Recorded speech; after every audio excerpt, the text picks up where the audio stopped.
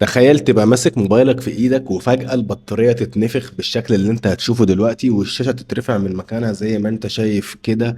وكمان كانت على وشك اللي هي تتكسر، وكمان الموضوع ده كان بيدخل تراب على الكاميرا الأمامية وعلى الفيس اي دي. والسبب في كده ان البطارية كانت محطوط لها فلاتة جي سي، وكمان الفيس اي دي كان هيفصل تماما. النهارده معايا حالة خطيرة جدا لايفون 11. الجهاز كان على وشك يتحول لكارثة، بس الحمد لله اللي احنا لحقناه في اخر لحظه.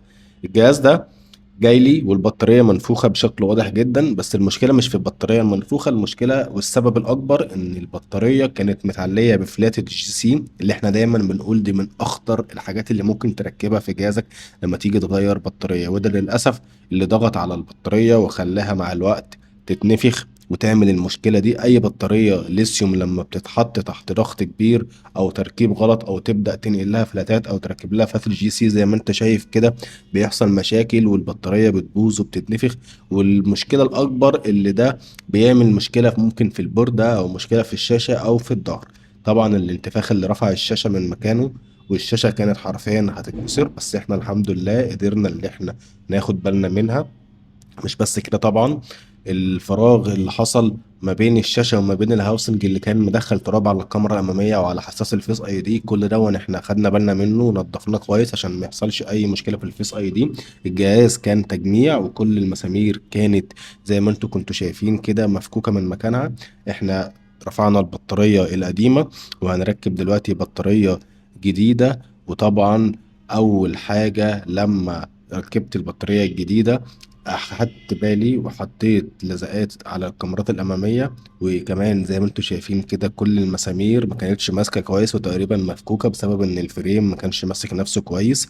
وده طبعا اللي عمل مشكلة أكبر. وزرار الباور كمان كان فيه مشكلة وبيعلق، فكان لازم أراجع على كل المسامير دي وظبط كل حاجة في الجهاز. والظهر اللي كان مكسور ده لازم طبعا نغيره، فاحنا دلوقتي بنغير ظهر وبنغير بطارية. اول حاجة بعملها اللي انا بنضف الجهاز كله وبرجع الجهاز زي الجديد بالظبط.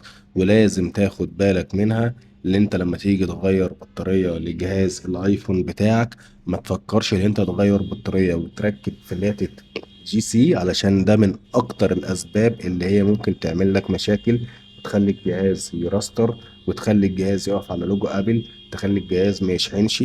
كل ده الناس بتبقى عاوزة تعمله علشان بس ما تظهرش رسالة ان البطارية دي متغيرة قبل كده. طبعا انا بعد لما غيرت البطارية وغيرت كمان الظهر بظبط طبعا كل حاجة في الجهاز وبرجعها زي ما هي جديدة.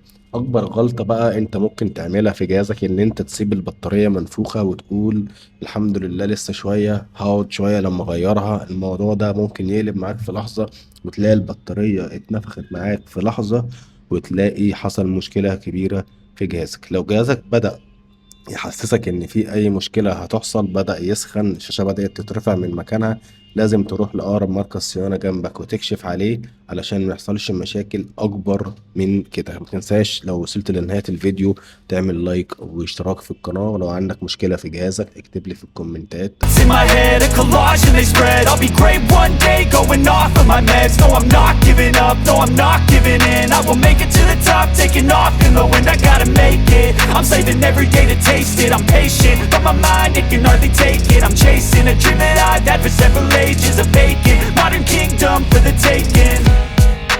Now that I've been put through hell, I never got anyone's help.